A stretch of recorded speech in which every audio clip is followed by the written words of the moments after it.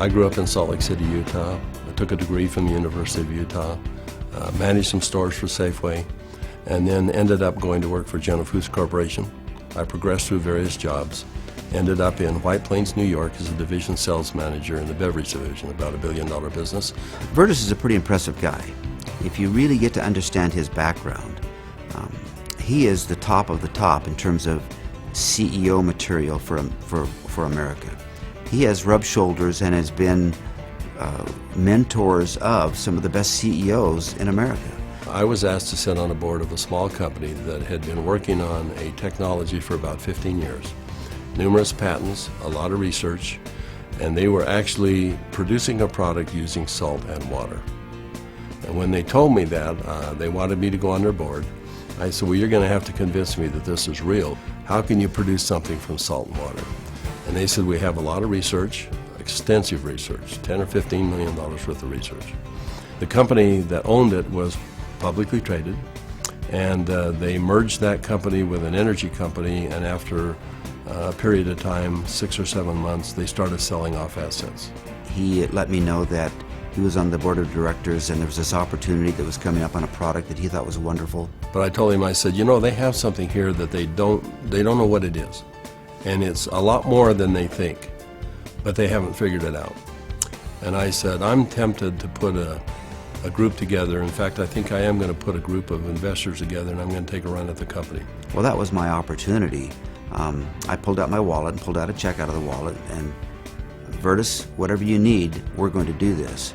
And he wrote this check out for a very big amount of money, and he said, there's more behind that, let's go put an offer in. And I said, are you serious? Now, I didn't know anything about the product or the company, but I knew Vertis, and I was betting on Vertis. I knew that Vertis had done his research. I knew that Vertis was not going to lose.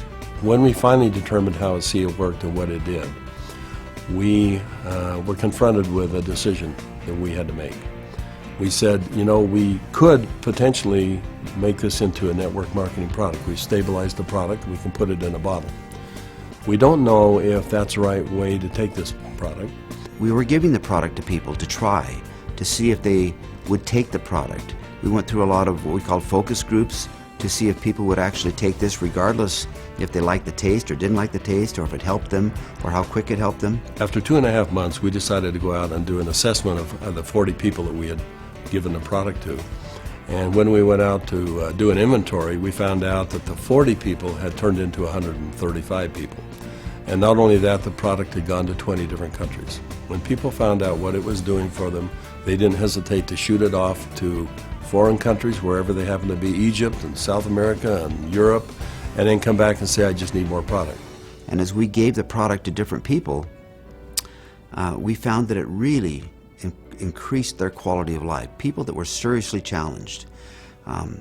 And it just gave us a sense of purpose. You know, we wanted to start a business. We were both fairly well successful financially. We didn't need more money. And we found that we wanted to make a mark. We found something that was much bigger than either Vertis or myself. We feel a real strong obligation that our task is to make this available the best we can worldwide to help people. My wife questions why I'm doing this. She said, you've retired more than once and it's time for you to join me and let's enjoy the golden years, if you will. But recently my son asked me to come down and join he and his family, and we went to a church gathering, and there was something going on he wanted us to be a part of. And while we were there, a young lady came up and he introduced me to this young lady, and she broke down and started sobbing. And she had a health challenge in her family that was really severe, and she was introduced to ASEA, and because of what ASEA did, she was just grateful. So I find it hard to talk about, but that's a reason.